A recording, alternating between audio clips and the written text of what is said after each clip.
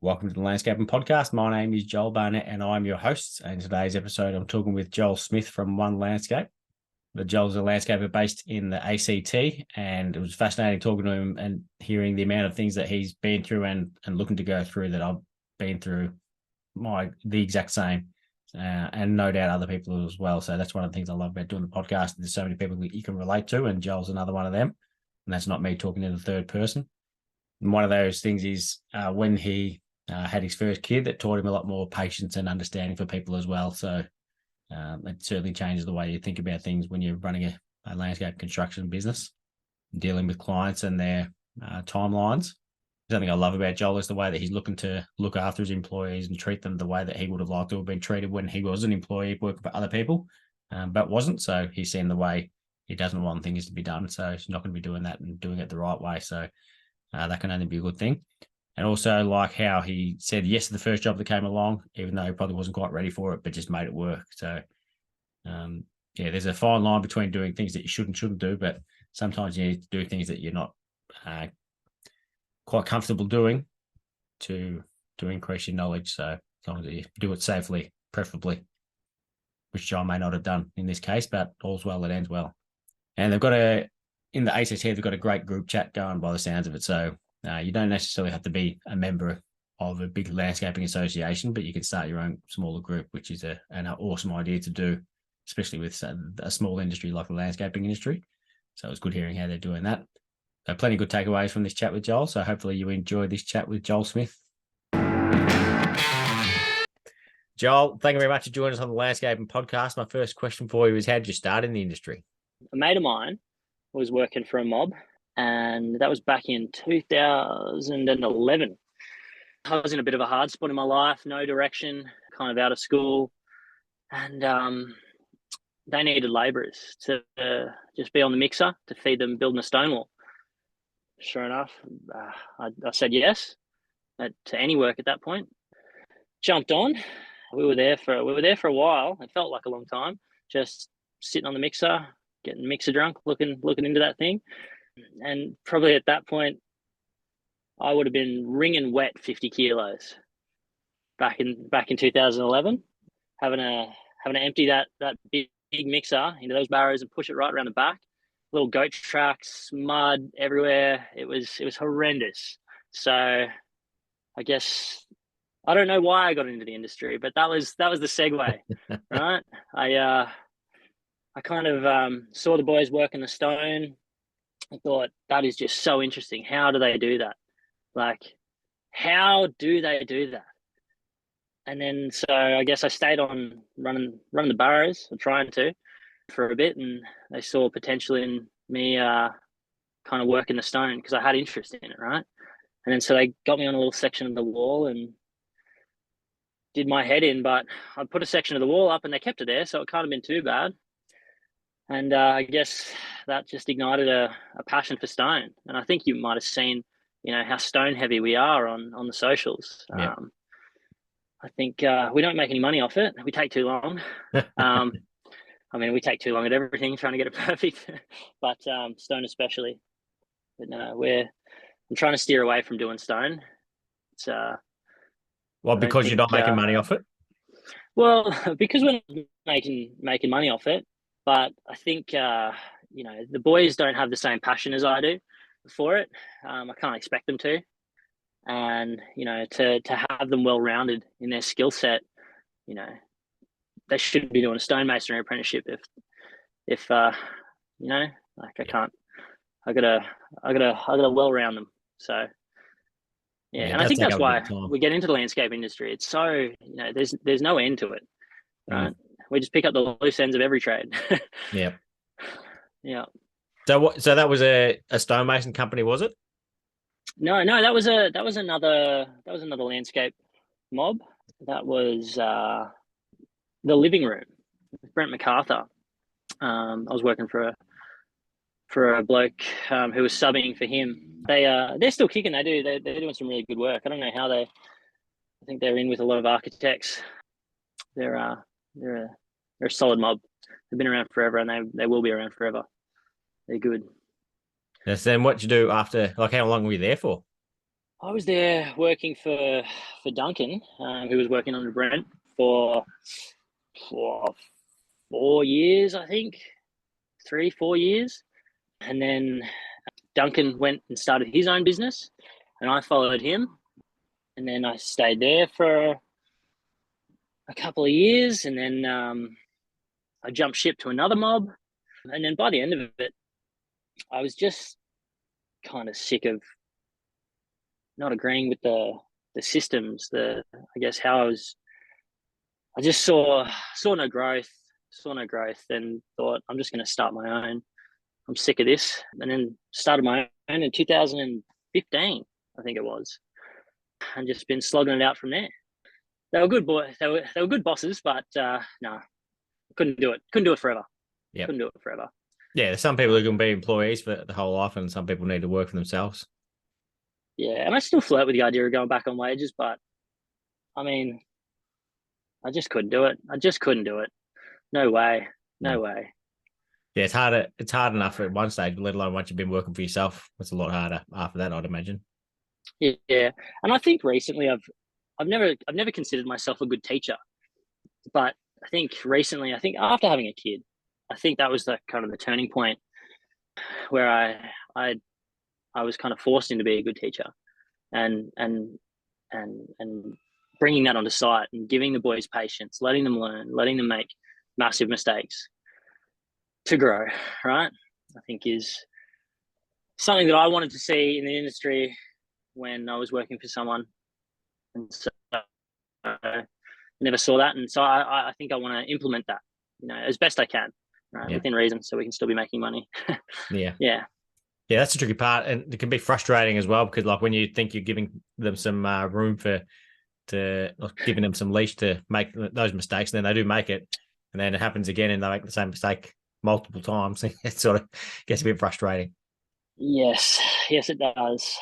I think you've got to really reconsider who the staff are working for you at that point, though. You know what I mean? I think it's no. We've got a good crew. We actually just put on a third year last week.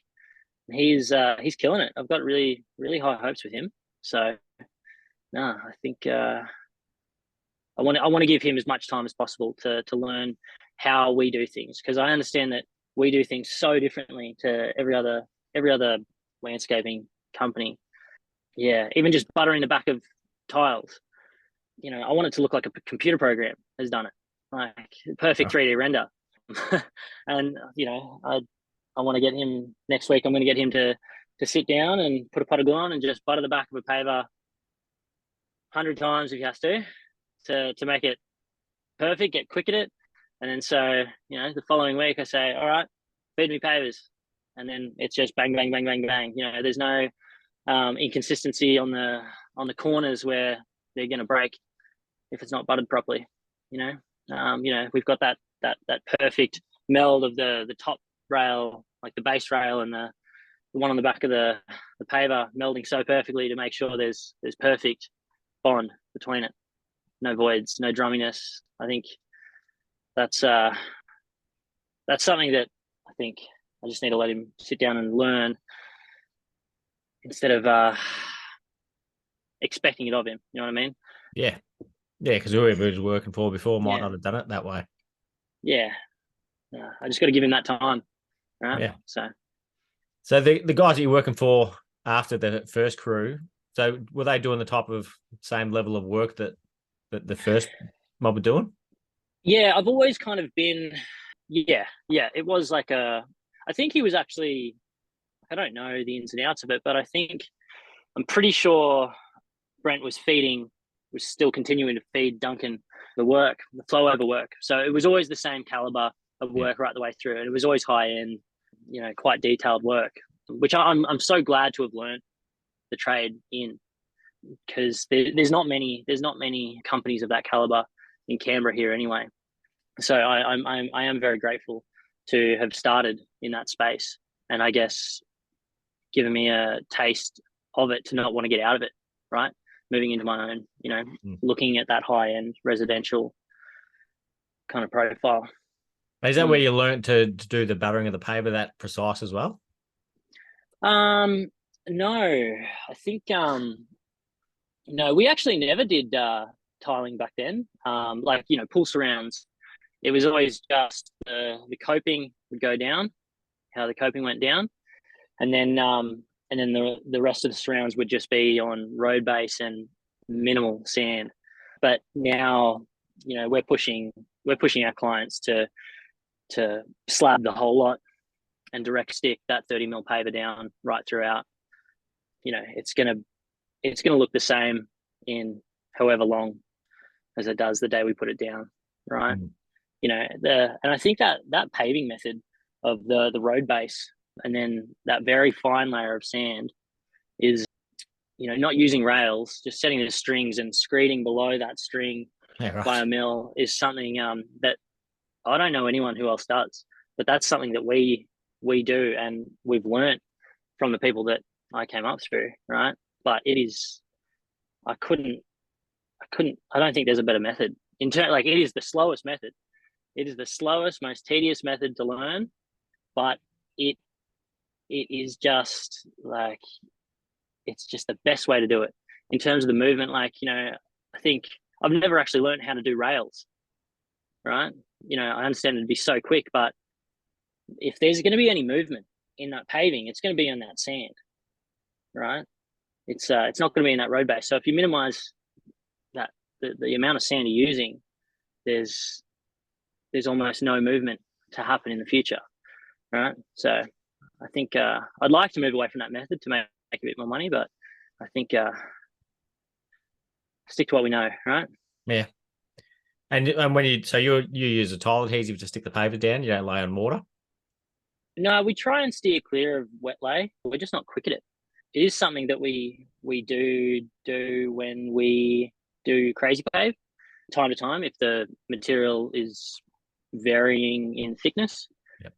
But we're trying to steer all of our clients towards the consistent thickness materials to be able to glue them down Yeah. as well. So no, we wet lays wet lays. I'd much rather pour a slab. It's definitely more expensive to do. It's much more of a process, but it's much better for us to be able to carry out the work.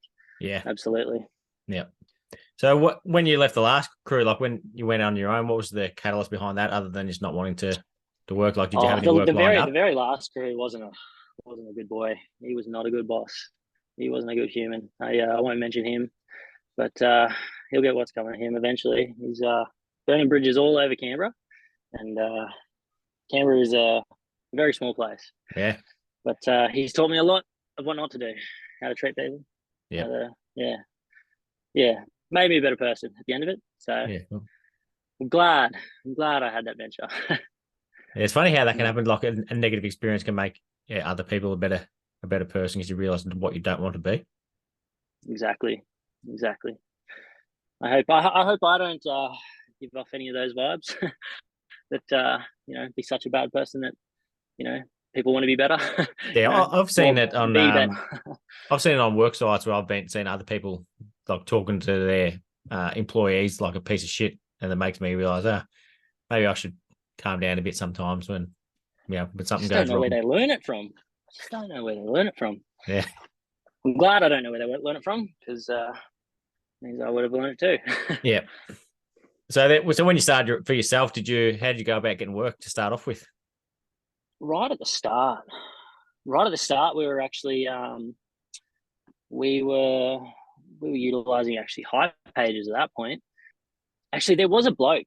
We were doing a stone wall. We were doing a stone wall out the front of this place for the old mob, and this bloke approached me and said, "Oh, I love your work.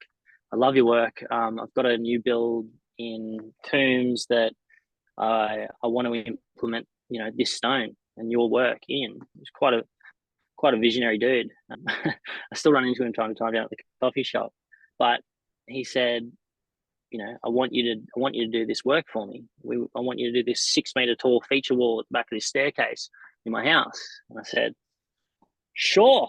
Not ever working on scaffold before. And interestingly enough, we actually didn't use scaffolding on that job either. We were just up and down the ladder. It was ridiculous. But he actually paid us to go do that just on an hourly rate, because he understood that I didn't know how to run a business yet, and he was just an awesome guy who wanted to help me out and get me started, and he did. And I don't know where we'd be if he hadn't given us that opportunity to learn on his job. But yeah, that was a silly job. We were carrying. I remember there was this one piece that we'd saved because it was such a nice piece of stone. And we hadn't used it all throughout the wall, but it was left right at the end. And we were right at the top of this 6 meter feature wall.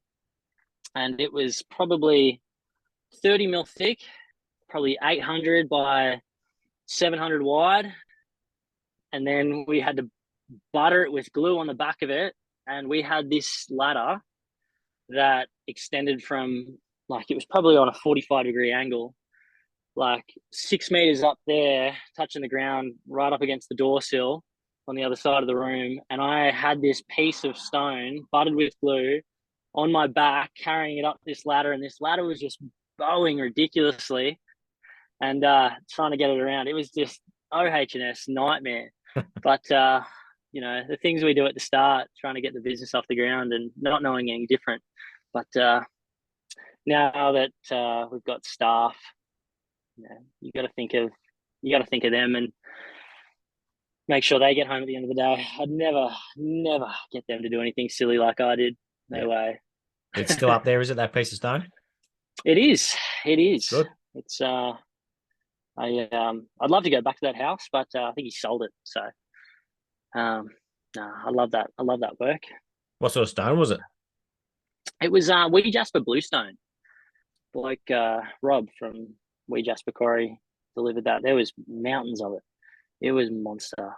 We were there for so long, and thank God we were on the hourly. I should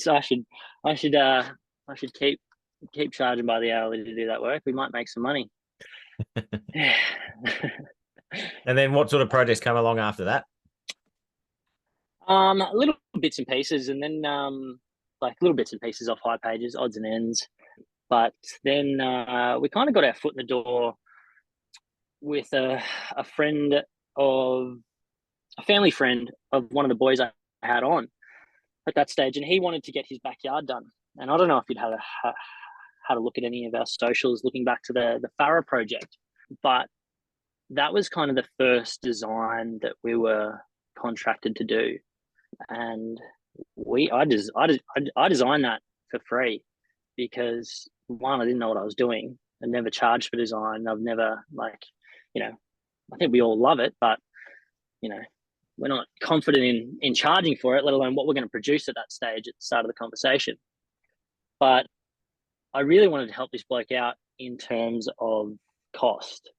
And we ended up doing this fire pit in his backyard, utilizing the existing levels, stepping down the yard, making sure we didn't have to take any soil away. We just had to move it around a little bit, working in with an existing retaining wall and just building over the top of it.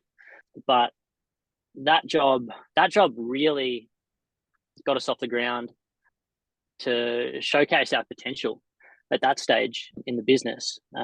He trusted us. He was a beautiful client. He just said, I just want something that looks awesome. And so free reign on a project like that, it's just designer's dream, right? And so I intricately designed all of this stuff. And when looking back at the sketch, it's so primitive. It's just like a hexagon and a line there and a line there. But I knew what was happening in my head in terms of all of the levels and everything. We ended up craning the sandstone logs in, but we didn't get a crane. We ended up getting a Manitou with a lift on the end of it, and just like we went over the neighbour's garage.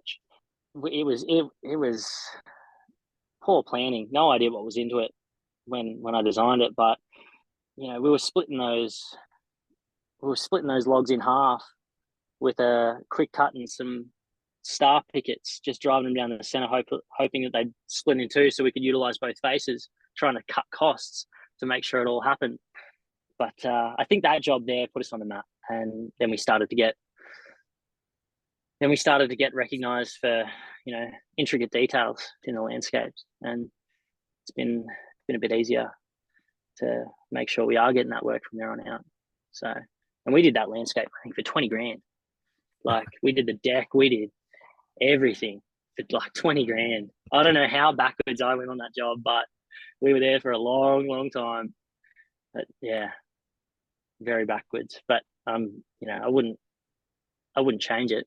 Yeah. I think it's still one of the best jobs we've done. We poured everything into that job.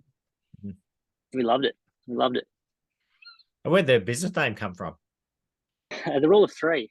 The rule of three. My mate said that everything memorable works from the rule of three, like the Mac's Arches, the KFC, the this and that. And I said, yep, all right, I'm going to implement that to be memorable. Wanted a word that would encapsulate 3 letters, right?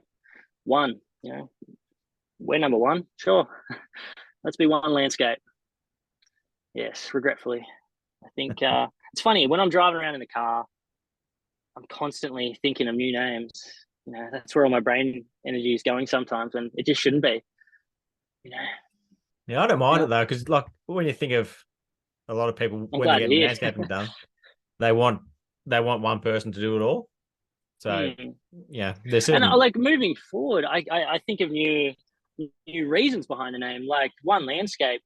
We unintentionally, it's one contractor all the way through. Like we really don't utilize subcontractors. We will do everything. If we're pouring a slab around a pool, we will pour a slab around a pool. Every time I've gotten a subcontractor in to do anything, it's not to the standard that I want it to be. And I just think it's crazy that we can do it better than someone that it's their only trade, right? I think, and maybe that might come down to planning on my end, setting out these heights, for the concreter to follow. So I know that we can't twist that hard using 400 by 600 pavers and do that set out. But at that point, I'm like, let's just pour it ourselves, right? It's not worth it to me to do all that brain work. I may as well have done it and made some money off it, more money, than just subbing it out. And you're teaching all your staff different skills as well. Exactly. And I think it helps them understand, the whole process, the entire process. We're not just tiling around the pool. We've got to do this earthwork, and we need it at this height so that we can put our slab in at this height. And, we've got to work it 35 mil down from our finish height of our stone. And I think it takes them a lot longer to learn the whole trade, but at the end of the day, they learn the whole trade. You know what I mean? Yeah. So when did you put your first staff on? Did you have one straight away? I did, actually. It was my sister's boyfriend at the time. He found himself with no work, and I said, "Well, give us a hand.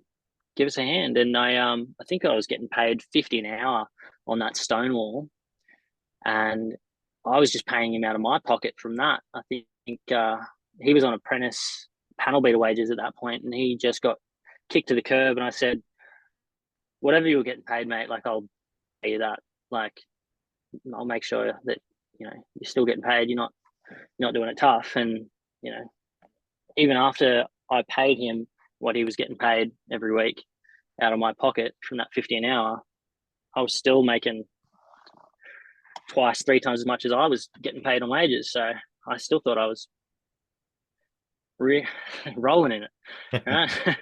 But he stayed with me for a long time, and he's still the best employee I ever had. He still got a good relationship with him. Him and my sister aren't together, but he's just such a good bloke. And he taught me some lessons in landscaping, in the fact that nothing's forever. Like employees aren't forever. He quit, and you need a contingency plan, right? I'd poured everything into him. I shouldn't have. Well, I mean, I should have always had something on the back burner, right? Training up new staff and all this and all that. So if anything does leave, it's not so volatile. And so that's something that's fortified my business since, having learned those lessons. So, yeah, it's a tricky one because, like you say, you've got to put all your energy into them to teach them everything, but you also need to have a backup plan because, like you say, not Yeah. everyone's going to be You need an to employee. pour your energy into two, Yeah. right? And then they Increase both your leave. chances. Yeah.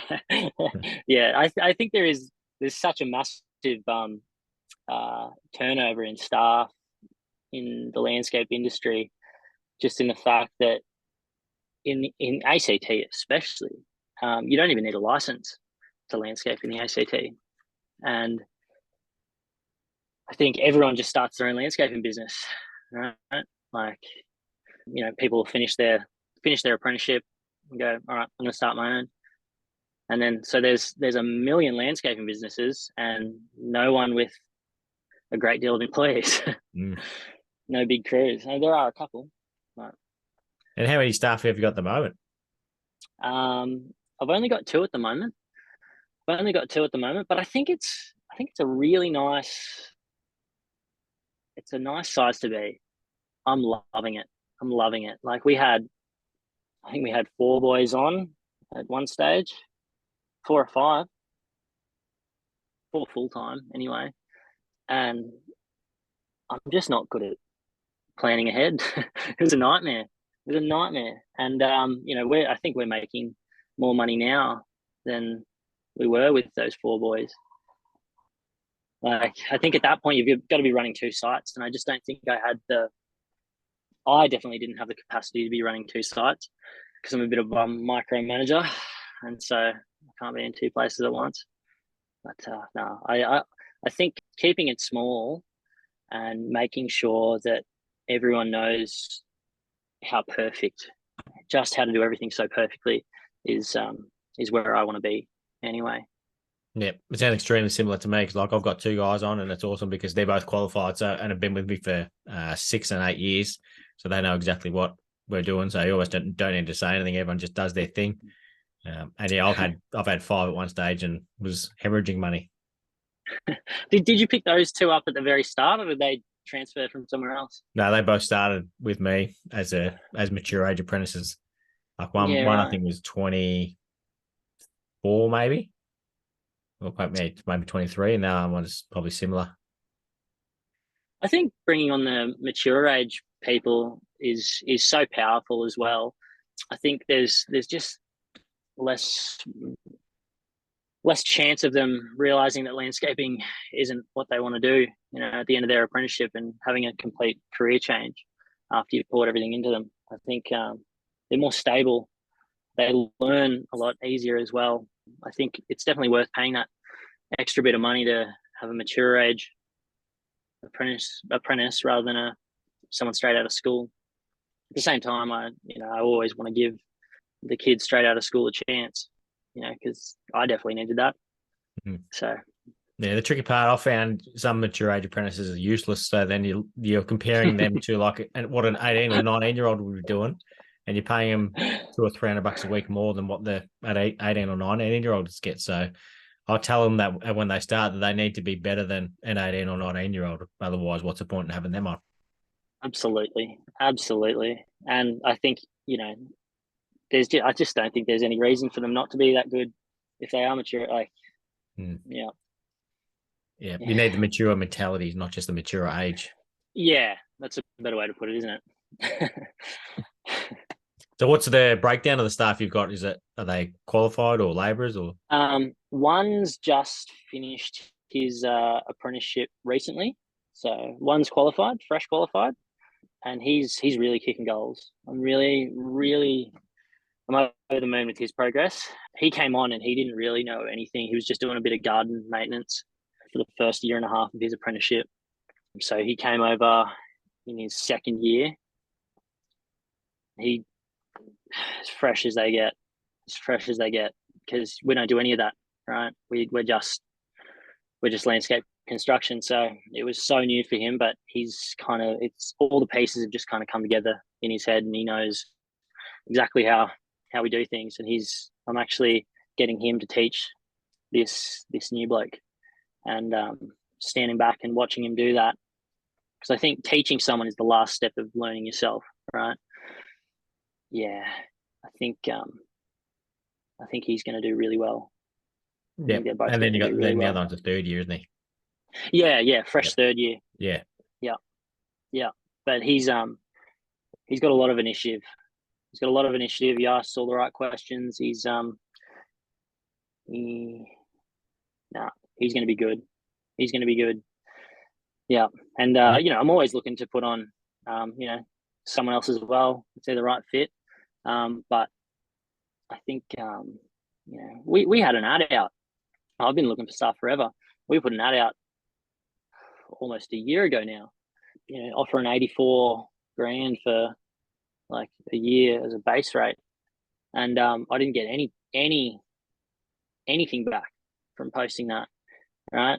And then all of a sudden, in the last little bit where we've been kind of more on the socials, actually having presence online and showing people, the work that we do, all of a sudden I was getting calls from people on 100, 160 grand a year wanting to come and do an apprenticeship.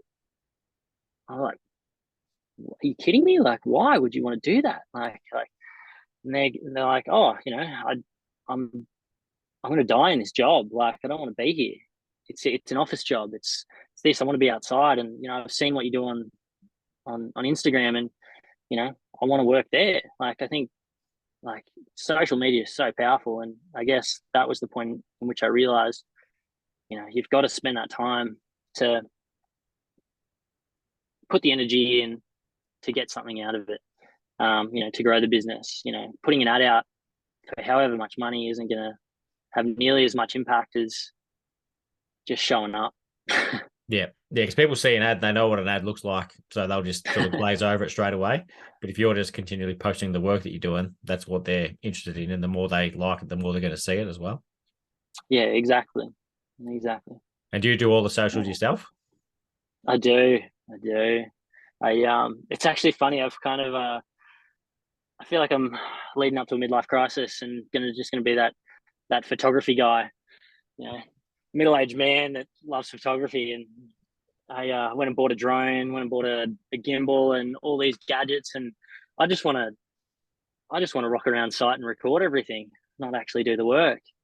Yeah. And then piece together this masterpiece at the end, with the software, and make it look immaculate. Yeah. Yeah, it helps. It helps. It's part of that creative process. Like, I think everyone in the landscape industry has some level of creativeness about them, and I think where does it end, right? There's creative elements to everything that we do. Why not stop here? Like, I'm always looking to learn, so I need to stop. I need to stop. Yeah, I find that I've only got so much brain space, and I'm learning new things, other things get kicked out, and I forget how to do them. Yeah, absolutely. So are you on site every day? Like, I was still on the tools?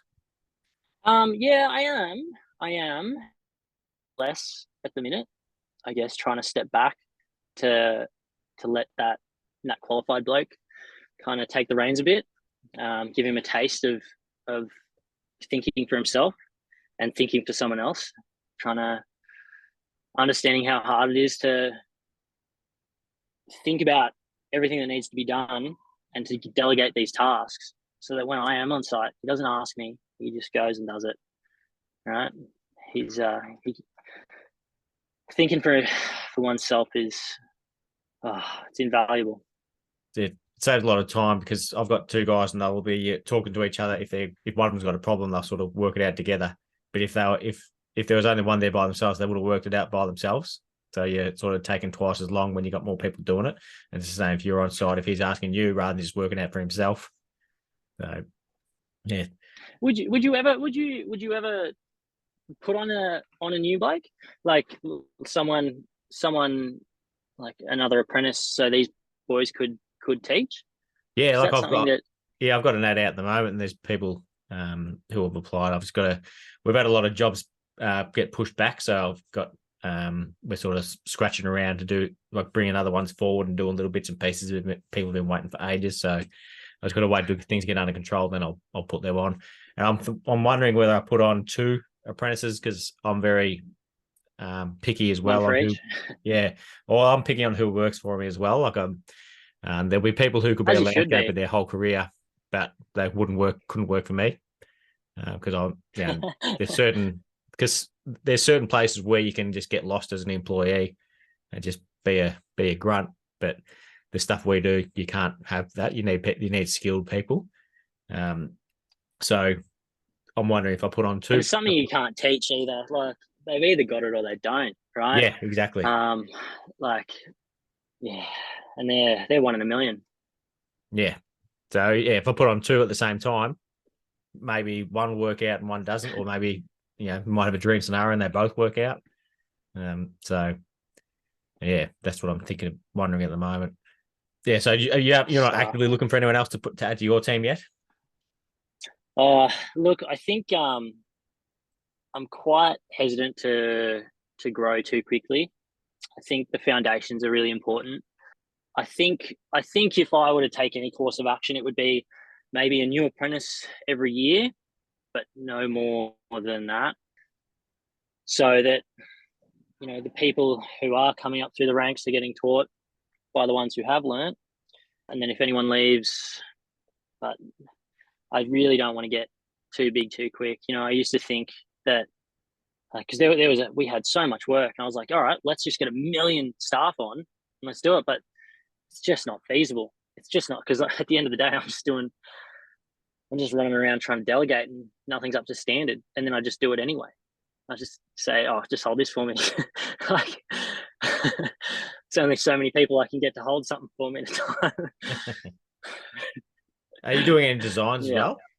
I'm trying to back off doing the designs at the minute. I've actually just spent a bit of time cold calling a lot of architects in the Canberra surrounds to make sure, like, to try and get out of that design space, but still be doing, meticulously thought out work, but just someone else has thought about it, right?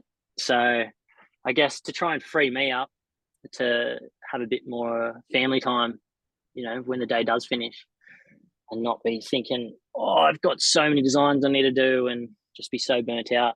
But no, I really do. I love doing well thought out design work. I'd love to do it if someone else had thought about it, because I think when you do design something yourself, you're so emotionally attached to it that it can almost be detrimental to the job, in the sense that you zoom in so hard on things that you just shouldn't, right?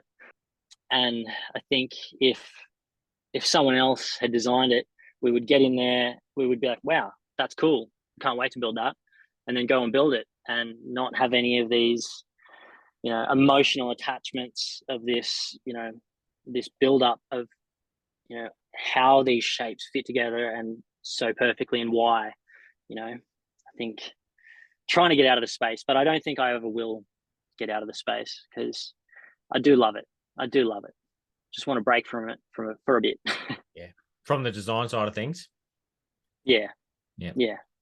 The And have you construction, I absolutely love the construction and design. I love every facet of the business besides maintenance. yeah.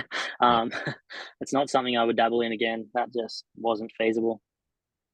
Like I said, I'm not good enough at planning ahead, that I can't put together a run for a crew.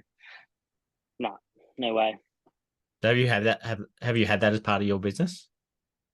Yeah, we did. We did for a little bit, but I never had a dedicated crew to that. It was like I found we would have these ongoing maintenance schedules, be once every 2 weeks or once a month, depending on whose job it was. Like some might reoccur every fortnight, some might reoccur every month. And we would still have this full blown construction side of the business going. And we would be, Monday through to Thursday, we would be smashing construction, trying to get 5 days worth of work done, and then have to take a hiatus from that site on the Friday to go do that maintenance run, and then come back on Monday. And, these clients are probably thinking, where the hell are they? Why aren't they here? Mm. Oh, sorry, I've just got other commitments. besides your job, right? So it's Yeah. just poor form. It's not something didn't want to continue. Yeah. Definitely need So specialists to do that part of it. yeah, I'm just definitely not. I think like Monica Gardens, they're wizards. I think you've had them on the Yep. podcast before, and you know they're just killing it. They're very well thought out, good Mm. business model. I just love the construction so much. I think that's just where we sit. Yeah. Well, they're two different styles of business. So Mm, not everyone's going to like all of them. mm. So, do you have any? Do you go have any of the landscape association meetings? Do they have catch up in Canberra at all? No, we don't. I'm actually not a part of the TLA. I haven't heard many good things from the from everyone here in Canberra anyway. But we actually did try and start a Canberra landscape kind of started as a group chat, and then we're like, let's just all sit down on the first Monday of the month and sit down and talk through, you know, what our problems are and troubleshoot them and blah blah blah. And you know, it's a really good community online on Instagram here. But I think the reality of trying to get 40 people to actually meet up on a on a Monday, first Monday of the month, is just no one was rocking up. So we just canned that. But it was a really good initiative. It was a really Is good the group initiative. chat still going? It's a shame it didn't work.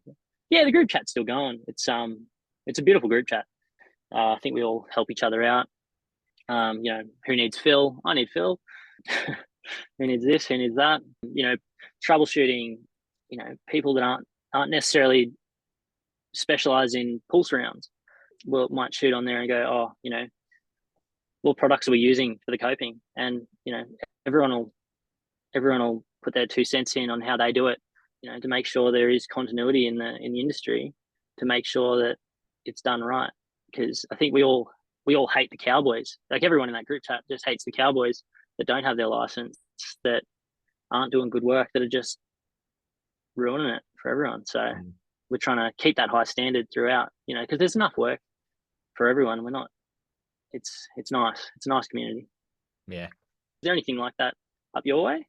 No, just look, landscape in Victoria is the only thing. People have spoken about doing like a Geelong one, but you just need that one person to organise it. But Yep. which the default would probably be me being that person, but I can't be bothered. Just start a group chat, chuck everyone in there, and let them run rampant. You know, Yeah, I'm sure someone will ask a question. You know, yeah, how do we do this? yeah. It literally is like if anyone else is thinking about it, it's just one person starting it. Just start adding people to it, and if you add someone that don't want to be in it, they won't be in it. But the ones who do want to get benefit out of it, they'll be in there, and it just goes from there. Might just start a group chat, add everyone up your way. Just listen to all the secrets that are going on up there and apply them down here. Yep. So have you had anyone teach you about business or how to run the business, or are you just making it up as you go? Just making it up as I go. To be honest, I think I really wish I had someone had fast tracked me. I think we all get into running our own business because we're good at what we do. In terms of the trade itself, we're good with our hands. We might be personable, be able to talk to the clients, right? But the business side is just something else. And you know, I actually, I constantly think I would love to give that to someone. You know, everything that I've learned over the last however many years of running a business.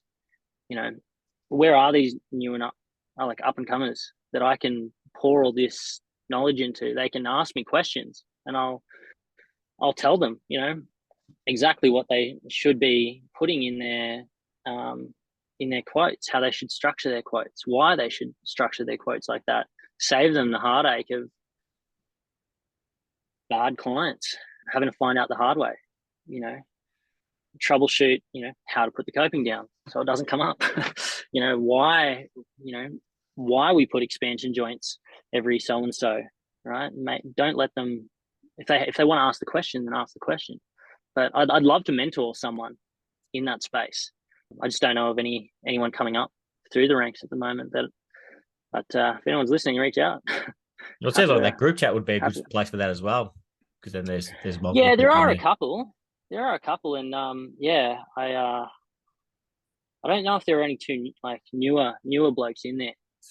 I think the newer blokes, like, because you kind of have to be added to the group by someone, right? So Oh, yeah, if you're that new, then no one knows of you, no one can yeah, add you, right? So yeah. yeah. So where do you see yourself going in 5 years? Like, what's sort of the plan that you're heading towards? Oh, I think I think I'd like to. I don't really have any plans in terms of the business besides just keeping on doing good work and make sure that we've still got staff to do so. But I really want to be more family focused, to be honest. So I guess with that, set it up to be a little bit more self propelled than having to do everything. Mm, that's a good way to do it. And the happier you are at home, the better your business goes usually. Yeah, yeah. So I've heard. Yeah, that's funny how like they both so related. Like if you're struggling at home, you're usually struggling at work, and vice versa. Oh, yeah. I mean, like, if you're burnt out at work, you're burnt out. You're burnt out at home. You're burnt out at home. Like, it's just, yeah, it's all, it's all one. Yeah. It's not two different lives. Mm, Still wake up with the same energy. Right. yeah. And last question for you, Joel, is who do you think would be a good guest to have on the podcast? I um, I think Dougal. I think Dougal from Cool Climates. Dougal and Alex from Cool Climates here in Canberra would be good. I'd just love to hear a little bit more about their business model. So maybe get you to ask them some questions so I can. No, but I think they're doing some really cool stuff in the space, and I think just like I said before about trying to move into that market of having work designed for you and not having to design it yourself. I think they're already kind of in that space, and I think it's working well with them. And I think they've got a couple of boys working for them at the moment as well. And I don't know what kind of procedures they've got in place to have that staff retention and make a nice workplace. So no, Cool. potentially them. All right. Thank you very much for that. And thank you so much for coming on today as well. It's insane how many things you were saying identical to what I've been through as well, or going through. So it's good to hear other people going through the same thing. So thank you so much for coming on and sharing that. No, it was a pleasure, matey. Thanks for the chat.